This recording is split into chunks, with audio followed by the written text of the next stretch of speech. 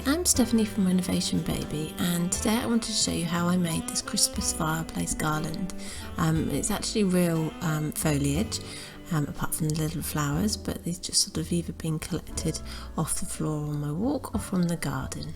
So it's very easy to make. A quick short video and show you what to do.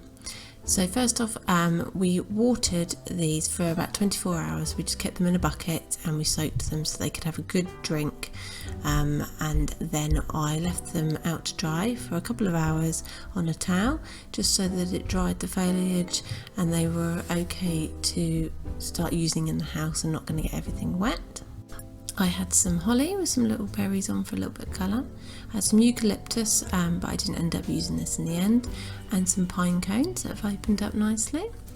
I had a pile of really large branches, smaller branches, some smaller wire to attach, and some of this was actually a bit of tension wire we had left over, wire cutters and pruners. So you just need to I started with some large branches like this, and I just trimmed off these parts which I will use as sort of filler outs, but I wanted a sturdy, solid sort of main few branches to make the sort of the base of the garland, to give it a little bit of strength. So then I would attach these main branches on.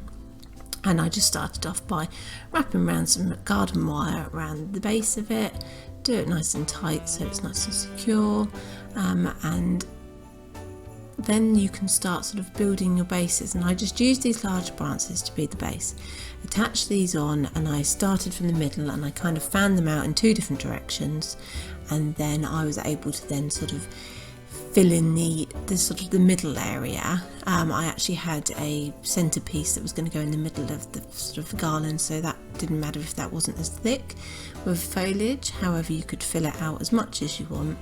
So wrap these on nice and tightly. They won't actually move, they're actually quite sturdy on there. Obviously this wire is pretty flexible, so you do have to be careful when you pick them all up. Then once you've got sort of your basis on like this, I just, like I said, worked along, added them on. I then would add a little bit on to hold them to each other, so it wasn't just one section. I then added a little bit of wire on sort of as you went along. Then you can start getting your smaller pieces of foliage, and some of the pieces you can just plant in like this. You can just poke into the gaps. Then I actually took it over to the fireplace and put it in position.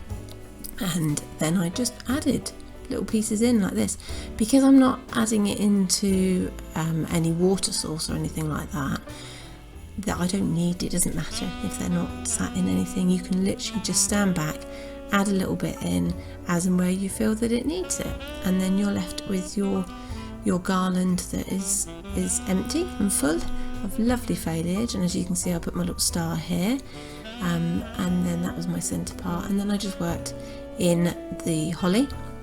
Again, just poked it in, sat the little pine cones on top, and I was really pleased with it. I think it looks lovely and Christmassy. I actually picked up these pink little pink little flowers from John Lewis, and they're like little reef foliage. They've actually got little pinchers on the end, so they attach in nicely. But you could add whatever you want into this that matches your room, and yeah, I'm really pleased with it. So these lights were gifted to me from lights.co.uk, which gave me a lovely centerpiece and then filled up the pillar section on here on my fireplace. So as you can see, it's pretty easy. I'm not sure how long it'll last. I probably will update in the description box below how long it did last.